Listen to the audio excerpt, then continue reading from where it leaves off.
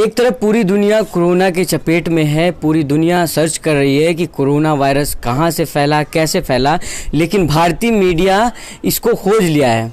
मतलब गोदी मीडिया एक दिखा रहा है कि इस कोरोना का भी धर्म मजहब ढूंढ लिया गोदी मीडिया ने। गोदी मीडिया कह रही है कि कोरोना का धर्म मुस्लिम है, ये मुस्लिम समुदाय ने फैलाया है। और आप दिन भर पूरे टीवी डिबेट्स में देखते होंगे, साफ तौर पे उन लोगों का कहना है कि ये जो कोरोना है ये निज़ामुद्दीन मरकज़ से पनपा है, निज़ामुद्दीन मरकज़ से ही पूरी दुनिया में फैला है, ऐसा उनका कहना है। हमारे साथ एक ख़ास मेहमान मौजूद हैं, अयमन रिजवी, जो सोशल एक्टिविस्ट हैं और आपकी इनके सोशल मीडिया पे भी देखा होगा, यूट्यूब पे भी देखा होगा, इनके वीडियो जो है काफ़ी चलती है, मिलियंस में इनके व्यूज़ होते हैं। उचित ढंग से और बेबाक ढंग से बोलती हैं और समाज के सामने जो सच है उसको लाती हैं। हमारे साथ इस वक्त मौजूद हैं। मैम, बहुत स्वागत है आपका। जी, अस्सलाम वालेकुम भाई।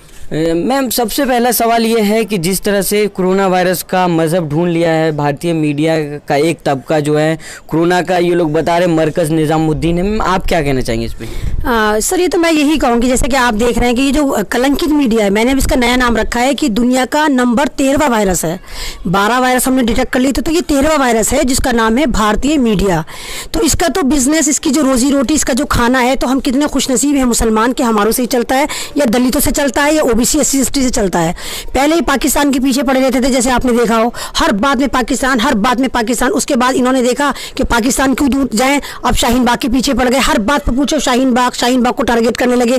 यानी औरतों से इतना डर गए कि इन्होंने जितने भी शाहीन बाग थे, 350 शाहीन बाग चल रहे थे, यहाँ पर इन्होंने जिहाद फैलाना शुरू कर दिया कि जिहादी हैं, ये है वो है। अब उसके बाद इन्होंने लॉकडाउन हो गया, अब ये परेशान, हम क्या करें, अब इनके पास फिर दिखाने को कुछ नहीं था। लॉकडाउन की आड़ में आपने अगर देखेंगे इनकी क्या स्ट्रेटेजी थी, इन्होंने कुछ नहीं करा कोरोना के लिए, सिर्फ मोबाइल पर केजरीवाल की खांसी लगाई और 20 रुपए वाला मास्क 350 का करा। उसके अलावा इन्होंने कहा कि होम अरेस्ट हो जाओ, आप सब घरों में बंद हो जाओ। इसके अलावा भारतीय सरकार ने या दिल्ली सरकार ने, किसी भी सरकार ने कुछ नहीं करा, इससे ज्यादा कुछ नहीं करा। अगर कोरोना आपके घर में होता है, ये कुछ नहीं करेंगे, बस घर में बंद रहो। अब ये परेशान थे कि इनकी रोजी रोटी चलनी बंद हो गई, क्या करें। सारे यूट्यूब चल रहे थे, सब यूट्यूब पे इंफॉर्मेशन निकल रही थी, सारे यूट्यूबर अपनी जान को हथेली में डालकर दिखा रहे थे कि देखो यहाँ पर 1 लाख फंसा हुआ है, देखो यहाँ पर 2 लाख फंसे हुए हैं, देखो आनंद विहार में 1.5 लाख मजदूर मर रहे हैं, खप रहे हैं। तो मतलब ये परेशान। अब ये क्या करें, अब इन्होंने एक स्ट्रेटजी बनाई कि जो चाइनीज वायरस था उसको इस्लाम कबूल करवा देते हैं, और इस्लाम कबूल करवाने के लिए ये मरकज जाते हैं और उसको इस्लाम कबूल करवा देते हैं, और फिर वहां से जिहादी बम बनाकर ये कहते हैं देखो ये कोरोना जो है जिहादी था, जो इन्होंने मुसलमानों ने फैलाया। तो जाहिल है, पागल है। तो आपको भी पता है कि जब लॉकडाउन आपने करा था और ये कहा था कि जो जहां है वो वहां रह जाए, तो मरकज वाले भी तो वहीं रहेंगे जहां आपने बोला था। और 23 मार्च में लेटर है जो SHO को लिखा जाता है, कहा जाता है कि देखिए हमारे यहाँ 1500 को हम भेज चुके हैं, लेकिन 1000 लोग अब भी यहाँ पर हैं, आप इनके लिए कुछ करिए, नहीं तो हमारे पास गाड़ियां हैं, हम इनको बाहर भेजते हैं। तो SHO दिल्ली कहता है कि नहीं नहीं, आप वहीं रहो। उसके बाद ये परेशान है, इनको पता है लॉकडाउन कर रहे हैं, कोरोना वायरस हिंदुस्तान में है ही नहीं, इस बात की मैं गारंटी लेती हूँ, नहीं है। कोरोना वायरस की प्रमोटर आपने देखा, वो कनिका कपूर को इन्होंने ब्रांड एम्बेसडर बनाया। मैं ये कहती हूँ अगर कोरोना वायरस उसको था तो वो क्यों नहीं मरी, जब इतना डेंजर था कोरोना वायरस। वो PM मोदी के पास जाती है, सब जगह जाती है, तो कोरोना वायरस उसको नहीं होता। सिर्फ कोरोना वायरस का टेरर सिर्फ हमें दलितों को है, चौधरियों को है, OBC SC/ST को, बिहारियों को है, सबको, मतलब जितने गरीब हैं, ये कोरोना वायरस उनको ही होगा, इनको नहीं होगा।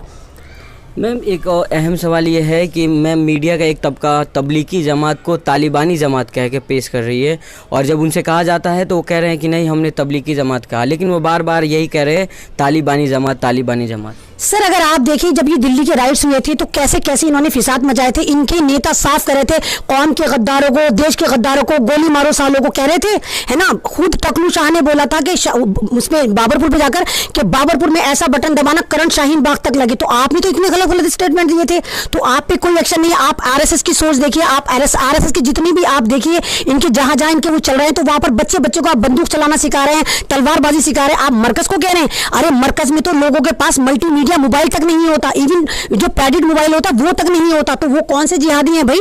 और 100 साल से मरकज चल रहा है, 100 साल से आज तक का इतिहास है कि मरकज पे आज तक भी कोई शक नहीं करा गया, मरकज पे कोई FIR नहीं है, मरकज कभी भी मशकूक नहीं रहा। तो ऐसा क्या होता है कि गोदी मीडिया और ये जो भारतीय सरकार है या ये दलाल सरकार है, ये इसको मशकूक कर देती है। लेकिन अब आपकी उल्टी गिनती शुरू हो गई, आपने गलत जगह हाथ डाल दिया, अब आप नहीं बचेंगे।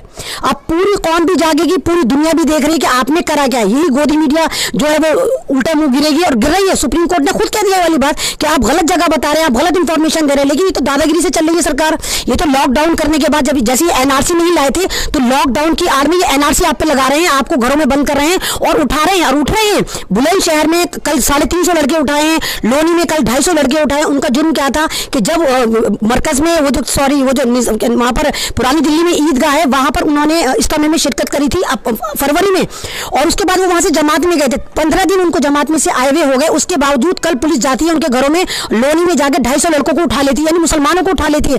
रात तुर्कमान गेट से 100 जमातियों को उठाया है आपने। जाफराबाद में आपने 250-300 लड़के उठा लिए। किस बात में उठाए कि जी दिल्ली में जो राइट्स हुए थे इनमें इनका हाथ था। यानी कितना जुल्म आप करेंगे कि दिल्ली में हजारों मुसलमान आपने मार दिया, 5000 मुसलमानों के घर जला दिए, उसके बावजूद आप मुसलमानों को उठा के जेल में डाल रहे हैं। और जबकि टकलू शाह ने खुद कहा, पार्लियामेंट के इजलास में खुद कहा कि जो गुंडे थे ये यूपी से आए थे।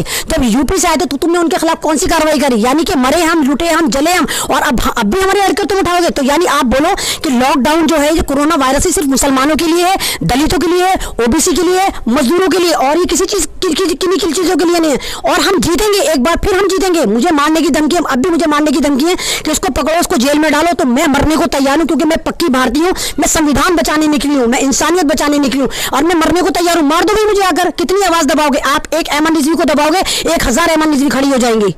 मैम अहम सवाल ये है कि दिल्ली के निज़ामुद्दीन से उठा, जो मरकज़ से सवाल उठा, और देखते देखते पूरे देश में ये फैल गया, और सारे राज्य के जो मुख्यमंत्री हैं या जो विधायक है, बीजेपी के विधायक, वो खुद कह रहे हैं कि इनके ऊपर FIR करना चाहिए।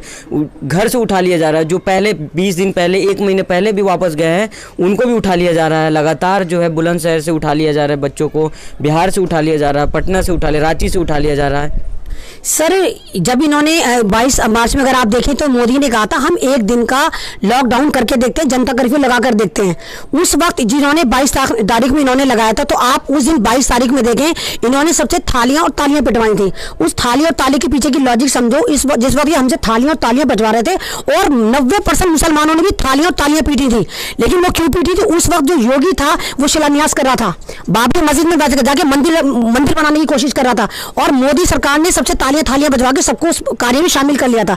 यानी कि जनता कर्फ्यू सिर्फ हमारे लिए, बेवकूफ तुम हमें बनाओगे, सिर्फ हमारे लिए। और कोरोना वायरस की आड़ में आप जो गेम खेल रहे हो, जैसे जैसे सुप्रीम कोर्ट ने कह दिया कि 14 अप्रैल के बाद आप ये लॉकडाउन नहीं कर सकते, तो इन्होंने ड्रामा करना शुरू करा। ये तो स्ट्रेटेजी प्लान करते हैं। पहले इन्होंने 31 तारीख का, फिर इन्होंने 15 का। इनका कोई मूड नहीं है, 15 अप्रैल में भी इसको हटाएंगे। उसीलिए इन्होंने कोरोना को जिहादी बना के प्रमोट कर दिया कि अब ये हिंदू मुस्लिम कार्ड खेलने की कोशिश में, और नाकाम होंगे, जलील होंगे, हो रहे हैं, सब तरफ हो रहे हैं। मैम ताली और थाली की बात की आपने, तो 5 अप्रैल को आज ही प्रधानमंत्री मोदी ने कहा है कि 5 अप्रैल को रात 9 बजे 9 मिनट के लिए आप लोग मोमबत्तियां जलाएं। हाँ, तो मोमबत्ती जलाने का मतलब होता है जब कोई मर जाता है तो मोमबत्ती जलवाते हैं। तो यानी अब कितने जनाजा निकालेंगे आप खुद सोचो। ये पकड़ के कोरोना का इंजेक्शन ठूस रहे होंगे सबके। कोरोना का कोई वैक्सीनेशन इजाद नहीं हुआ, ये HIV के इंजेक्शन मार देंगे उनके। जैसे आप देखो ना, मुर्शिदाबाद की वीडियो वायरल हो रही है, वहां पर औरतें खुद कह रही है कि पुलिस वाले हमसे 2-2 लाख मांग रहे हैं, 3-3 लाख मांग रहे हैं, और नहीं दे रहे हैं हम, तो कह रहे हैं कि तुम्हें कोरोना का इंजेक्शन लगा देंगे। कोरोना का इंजेक्शन का मतलब है कि HIV पॉजिटिव का इंजेक्शन मार देंगे उसके, वो मर जाएगा, फिर कहेंगे देखो ये कोरोना से मर गया। तो जब मोदी जी रात को 8 बजे आते तब तक देश बर्बाद होता है। आप सोचोगे क्या बर्बादी आने वाली है। ये हर काम 8 बजे क्यों करते हैं? अंधेरे में क्यों करते हैं? नोटबंदी 8 बजे, लॉकडाउन 8 बजे, बिल 8 बजे, ताली थाली 8 बजे, पूरा क्रैकडाउन, जनता कर्फ्यू 8 बजे। तो कितना बर्बाद करेंगे आप 8 बजे के नाम पर हमें? रोशनी में क्यों नहीं काम करते? सारे जुर्म आप रात में क्यों करते हैं?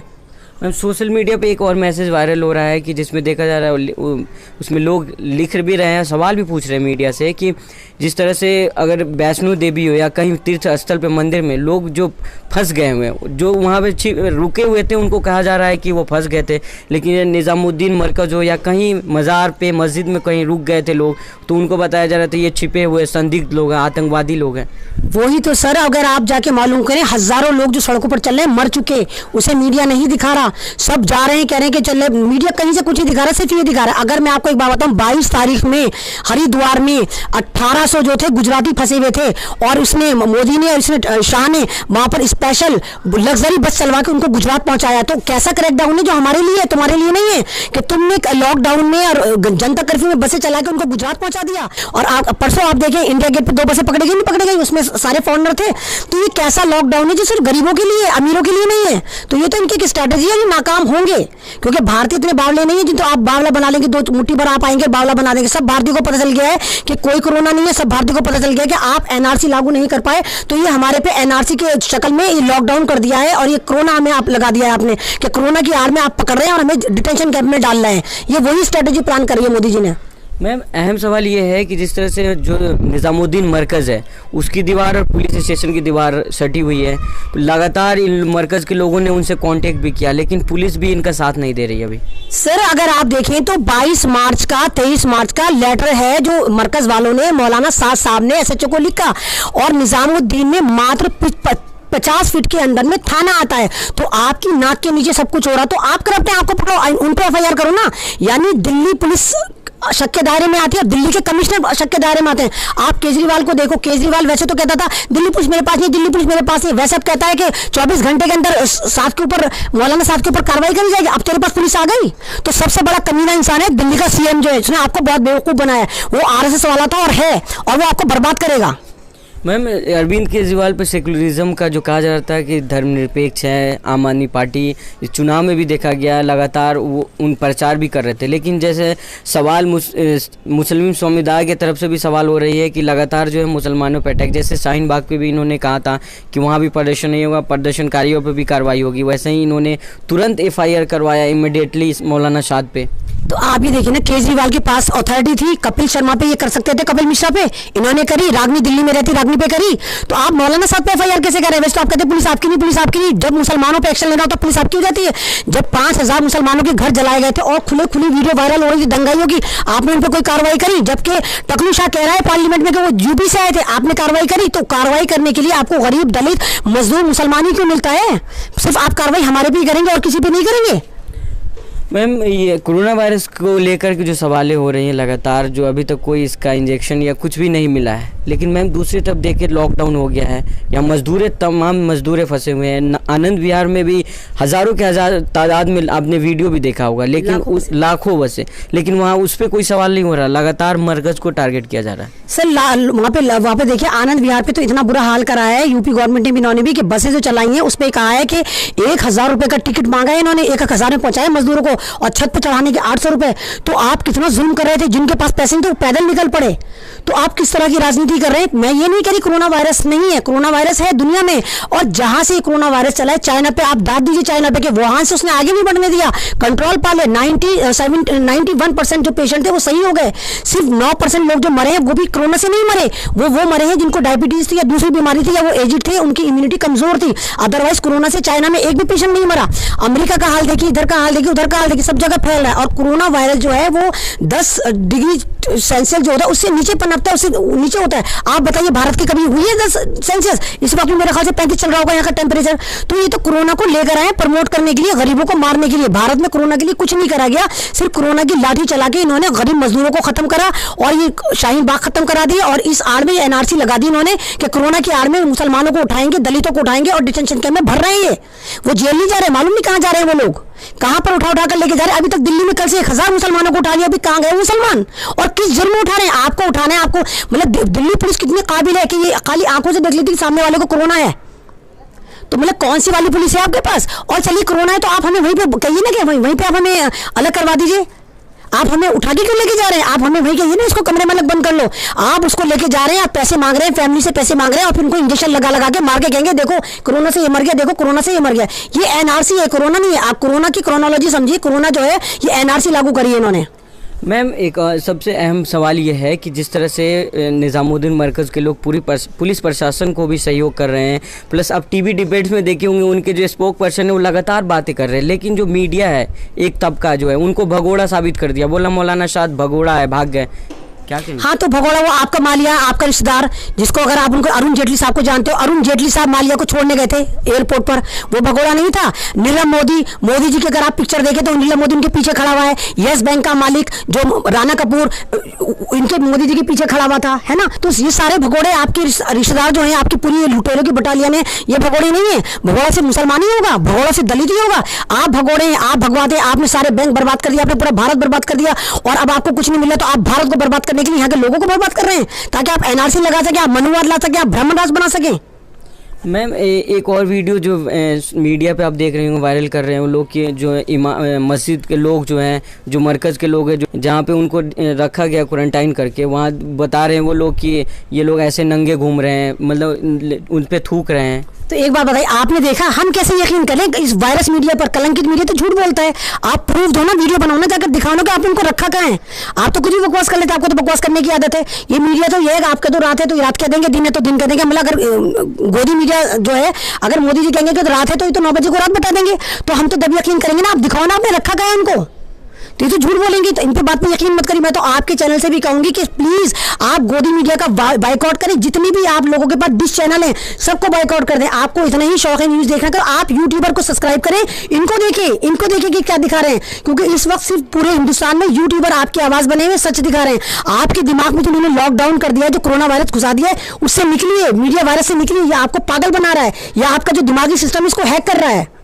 मैम कल भी देखा गया है कि जिस तरह से पुलिस प्रशासन ने कहा कि मौलाना साद को अरेस्ट करने का, एफआईआर भी उनके ऊपर लॉन्च हो गया। एक वीडियो भी प्रशासन के वायरल हो रहा है जिसमें प्रशासन खुद कह रहा है कि हाँ आप लोग बताए थे लेकिन हम आपके हेल्प नहीं कर पाए, लेकिन फिर भी मीडिया जो उसको छुपा रही है और लगातार आतंकवादी और कोरोना जिहाद फैलाने की बात कर रही है। तो आप ये बताइए, हिंदुस्तान की जो वायरस मीडिया, कलंकित मीडिया, इसकी इज्जत कहाँ है? इंटरनेशनल मीडिया सब दिखा रहा है, सब जगह नंगे हो गए। और दूसरी बात, ऐसी वीडियो आ रही है निजामुद्दीन की गाड़ियों में मरीजों को भर के ला रहे हैं, मरकज में इम्प्लांट कर रहे हैं, उनको इंजेक्शन लगा के ला रहे हैं कि देखो कोरोना वायरस है इनके अंदर। तो ये तो इतना गिर चुके हैं, कितना और गिरेंगे ये। तो आप मरकज को कितना बदनाम करेंगे? क्योंकि ऊपर वाले की लाठी भी बेआवाज है। आप किसी पे इतना जुल्म नहीं कर सकते। कब तक जिंदा रहेंगे आप? बेशक हिंदुस्तान के मालिक बनने को तैयार है, लेकिन आप पूरे सिस्टम का, पूरी दुनिया का एक मालिक है जो ऊपर बैठा है, वो भी देख रहे हैं आप क्या कर रहे हैं। जब उसका लाठी घूमेगी ना, तो सारे तो इधर उधर पड़े हुए नजर आओगे। सब गोदी मीडिया हो, चाहे भारतीय सरकार हो, चाहे दिल्ली सरकार हो, सब जमीन में आ जाएगी, सब जीरो हो जाएगी। तो आप ही देखिए ना, अभी तक मेरे ख्याल से हजारों जो है पैदल चल के मर गए, किसी ने कुछ नहीं करा। एक आध यूट्यूबर भी जाता है तो उनकी वीडियो बनाता है, लगा देता है, लेकिन उनके लिए किसी ने कुछ नहीं करा। आप पुलिस का रोल देखिए, साइकिल वाला जा रहा है तो पिट रहा है, बाइक वाला जा रहा है तो पिट रहा है, स्कूटी वाला जा रहा है तो पिट रहा है, पैदल वाला जा रहा है वो तो पिट रहा है, लेकिन जो लंबी गाड़ियां जा रही वो तो नहीं पिट रही, जो नेता जा रहे वो तो नहीं पिट रहा। यानी कि कोरोना वायरस को भी आपने ढूंढ लिया कि कोरोना वायरस सिर्फ गरीबों के लिए, दलितों के लिए, मुसलमानों के लिए, मजदूरों के लिए, ओबीसी के लिए, SC/ST के लिए, आपके लिए कोरोना वायरस नहीं है। मास्क लगाने के लिए आप हमें कहते हैं। ओखला में कितने लोगों को मैंने सुना है कि मास्क के नाम पर पुलिस मार रही है, बर्बरता कर रही है, तोड़ रही है, फोड़ रही है, जाके नगर से उठा लिया, यहाँ से उठा लिया। आपने पुलिस को देखा मास्क लगाए हुए? तो मास्क भी सिर्फ हमारे लिए, कोरोना तुम्हें नहीं होगा, तुम हजारों के जत्थे में पुलिस वाले चल रहे हैं, इनको कोरोना नहीं होगा। लेकिन अगर 2 मुसलमान या 2 दलित चले तो आपने पकड़ के पीट रहे हैं कि तुम्हें कोरोना हो जाएगा। तो ये किस तरह का कोरोना है? आप भी तो पूछिए जरा, कोरोना को डिफाइन तो कर दो, आखिर में कोरोना है क्या?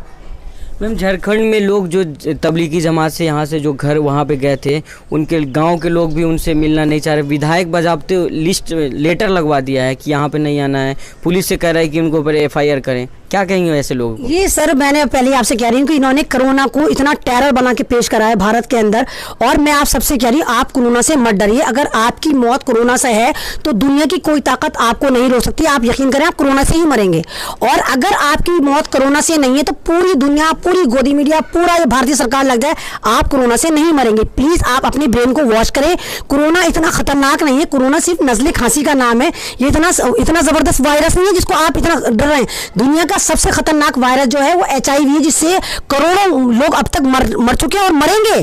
तो ये कोरोना वायरस को इतना प्रमोट मत करिए। अपने दिमाग का जो सॉफ्टवेयर है उसको प्लीज सही करिए और गोदी मीडिया को देखना बंद करिए। अपने दिमाग को बहुत लाइटली करिए, हल्के हल्के यूट्यूब चैनल देखना शुरू करिए। ये आपको बताएगा कोरोना वायरस इतना खतरनाक नहीं जितना गोदी मीडिया दिखा रहा है या जितना भारतीय सरकार प्रमोट कर रही है।